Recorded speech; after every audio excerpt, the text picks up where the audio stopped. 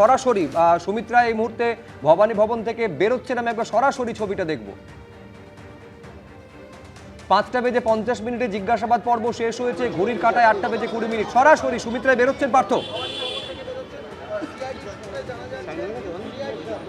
একেবারে সরাসরি দেখতে পাচ্ছি এই মুহূর্তে 10 ঘন্টা পর ভবানী ভবন থেকে বেরোচ্ছেন সুমিত রায় এবং সুমিত রায়ের জন্য একটি গাড়ি, যে গাড়িতে করে সে ভবানী ভবনে এসে পৌঁছেছিল সকাল 10টার আগেই 9:54-তে, সেই গাড়িতে এখন বর্তমানে উঠছেন সুমিত রায় এবং সুমিত রায়কে জিজ্ঞাসাবাদ করা হয়েছে এবং সুমিত রায়ের যে গাড়ি সেই গাড়ি ভেতরে প্রবেশ করেছে এবং সুমিত রায় এখন এই মুহূর্তে ভবানী ভবন থেকে বেরোচ্ছেন।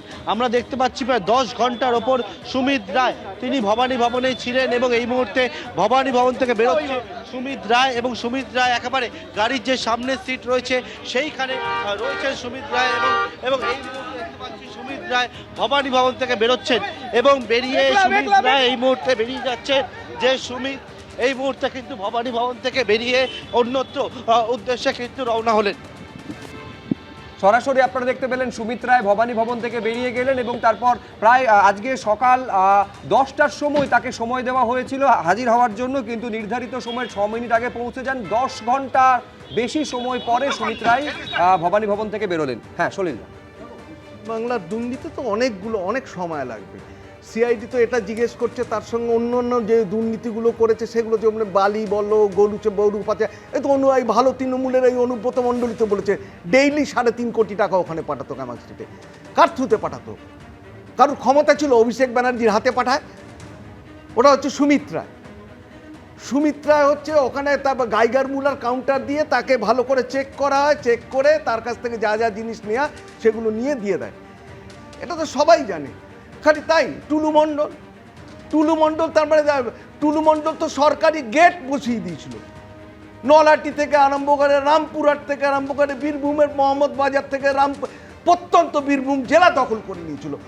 খালি জেলার পর জেলা।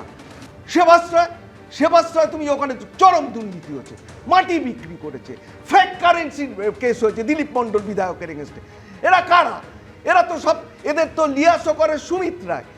Sumit Roy is the main person, beneficiary হচ্ছে সুমিত রায়, এই অভিষেক ব্যানার্জি এবং সুমিত রায়। এরা সবাই মিলে একটা র্যাকেট চলেছিল পুরো তৃণমূল শাসক দলের যখন শাসক দল ছিল, যখন শাসন করেছে পশ্চিমবাংলাকে গত 1.5 দশক ধরে। এই পুরো টাকা, এই দুর্নীতির টাকা খেয়েছে, বালির টাকা খেয়েছে, পাথরের টাকা খেয়েছে, কয়লার টাকা খেয়েছে, গরু পাচারের টাকা খেয়েছে, শিক্ষার টাকা খেয়েছে। কে খায়নি বলো?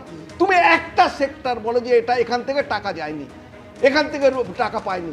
রিসর্ট বানিয়েছে মাতলা নদী, ক্যানিং এর মাতলা নদীতে রিসর্ট বানিয়েছে শওকত মোল্লা, দিনের পর দিন মাটি বিক্রি করেছে ফলতাতে, একটার পর একটা ঘটনা ঘটেছে, ওষুধ বিক্রি করেছে।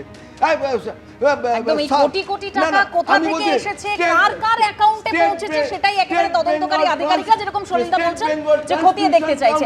আমি এখান থেকে একটু বিশ্বনাথ দার কাছে যেতে চাইছি। বিশ্বনাথ দা, মানে ঋতব্রত বন্দ্যোপাধ্যায় তিনি যেরকম বলেছেন যে সুমিত রায় চার্টার্ড মাফিয়ার ম্যান ফ্রাইডে, সুমিত রায় অবশ্যই জ্যামিতিক নকশার একটা অত্যন্ত গুরুত্বপূর্ণ পয়েন্ট। তার জন্যই বোধহয় যখন কুণাল ঘোষ তিনি যখন সুমিত রায় সম্পর্কে মুখ খুলেছিলেন, তারপর এই অভিষেক বন্দ্যোপাধ্যায়ের সঙ্গে তীব্র বাকযুদ্ধে জড়িয়ে পড়েছিলেন। দেখো, আমি 4-5টা জায়গা থেকে বলতে চাই। একটা হলো যে সত্যি আমার কাছে খুব বিস্ময়, কালকে পুলিশ সুপ্রিম কোর্টের কনটেক্সটে নোটিশ সার্ভ করলো আর কয়েক ঘন্টার মধ্যে সুমিত রায় উপস্থিত হয়ে গেল। তা 2 মাস ধরে যে পুলিশ খুঁজছিল, তা সুমিত রায় কোথায় ছিল? এই প্রশ্নটা তো আসবে। যে আমরা বারবার বলছিলাম যে পুলিশ হন্য হয়ে খুঁজছে, তাহলে আর কয়েক ঘন্টার নোটিশের মধ্য দিয়ে সুমিত রায় আজকে তদন্তের সম্মুখীন হচ্ছে। তার মানে উনি কি কলকাতাতেই ছিলেন নাকি কলকাতার আশপাশে ছিলেন? উনার মানে কয়েক ঘন্টার মধ্যে তদন্তকারীদের সামনে আসা আর উনার 2 মাস ধরে পুলিশ না পাওয়া, এটা কিন্তু রহস্যজনক। 2 মাস ধরে যাকে পেল না পুলিশ, কোথাও পাচ্ছি না, কেউ বলছেন বিদেশে চলে গেছে। তাহলে আমার প্রশ্নটা হচ্ছে যে অল্প সময় নোটিশে কি করে উনি একেবারে তদন্তকারী সংস্থার সামনে আসলেন?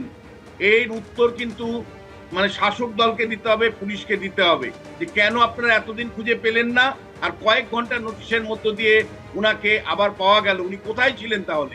কেন আপনারা খুঁজে পেলেন না এতদিন? দ্বিতীয় যে বিষয়টা, যে দেখো মানে সুমিত রায় হলো অভিষেক বন্দ্যোপাধ্যায়ের ইতিহাস এবং ভূগোল। অভিষেক বন্দ্যোপাধ্যায়ের ইতিহাস ভূগোলকে যদি বুঝতে হয়, জানতে হয়, তাহলে যে কোনো নেতা মন্ত্রী আত্মসহায়ককে বুঝতে হয়। এখানে সুমিত্রায় তদন্ত আমার কাছে ভীষণ ইম্পর্টেন্ট, কারণ এই তদন্ত মানে সুমিত্রায়ের মানে জিজ্ঞাসাবাদের মধ্য দিয়ে তাকে তদন্ত করার মধ্য দিয়ে আসলে মাথা পর্যন্ত যদি সত্যি সরকার চায় পৌঁছানোর সুযোগ আছে। কারণ অভিযোগ একটা নয়, মানে যতগুলো অভিযোগ এসছে, ধরো সুপ্রিম কোর্ট একটা অভিযোগের প্রেক্ষিতে উনাকে কঠোর ব্যবস্থা নিতে না বলেছে, মানে অ্যারেস্ট করতে না বলেছে, কিন্তু যতগুলো অভিযোগ এসছে অন্য কোন নেতার বিরুদ্ধে যদি আসতো তাহলে অন্য অভিযোগের প্রেক্ষিতে কিন্তু আজকে উনি ছাড়া পেতেন না। অন্য অভিযোগকে সামনে রেখে ট্যাগ করে উনাকে কিন্তু আজকেই অ্যারেস্ট করা হতো। ফলে আমি প্রশ্ন তুলতে চাই যে একটা নির্দিষ্ট কেসের কনটেক্সটে সুপ্রিম কোর্ট বলেছে যে তাকে অ্যারেস্ট করা যাবে না বা তাকে একটা ইমিউন দিয়েছে, কিন্তু আরো তো উনার বিরুদ্ধে অনেক অভিযোগ, একটার পর একটা অভিযোগ এবং সিরিয়াস লেভেলে অভিযোগ।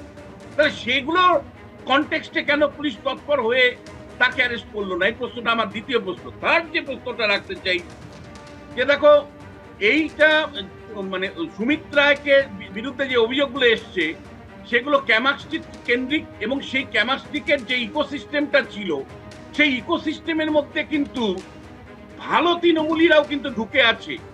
অর্থাৎ এটা ভাবার কোনো কারণ নেই যে কেবলমাত্র অভিষেক বন্দ্যোপাধ্যায়ের দিকে আঙুল আছে, তার বাইরেও একেবারে দক্ষিণ 24 পরগনার একজন সাংসদ থেকে শুরু করে আরো সাংসদ থেকে শুরু করে একের পর এক ঋতব্রত শিবিরের এমএলএরাও কিন্তু এক সময় এই সুমিত্রায় তার সার্কেলের মধ্যে ছিল, তার ইকোসিস্টেমের মধ্যে ছিল। তাহলে আমরা কি দেখতে পাবো যে সুমিত্রাকে জিজ্ঞাসাবাদ করে তদন্ত করে শেষ পর্যন্ত ওই দক্ষিণ 24 পরগনায় ভালো তৃণমূলী সাংসদ থেকে শুরু করে একেবারে ঋতব্রত শিবিরের ভালো তৃণমূলের এমএলএ তারা কি আলটিমেটলি মানে তদন্তের সম্মুখীন হবেন? একেবারে আমি বলছি দুটো প্রশ্ন, গুরুত্বপূর্ণ প্রশ্ন তুলছেন। এক হচ্ছে পুলিশের তৎপরতা নিয়ে প্রশ্ন তুলছেন বিশ্বনাথ চক্রবর্তী, এবং এই দুর্নীতির ইকোসিস্টেমের মধ্যে যারা ছিলেন সেই তৃণমূলের যে নেতৃত্ব শিবির বদলেছেন, সমান তৎপরতা কি তাদের বিরুদ্ধেও প্রশাসন দেখাবে? এবিপি আনন্দ, এগিয়ে থাকে, এগিয়ে রাখে।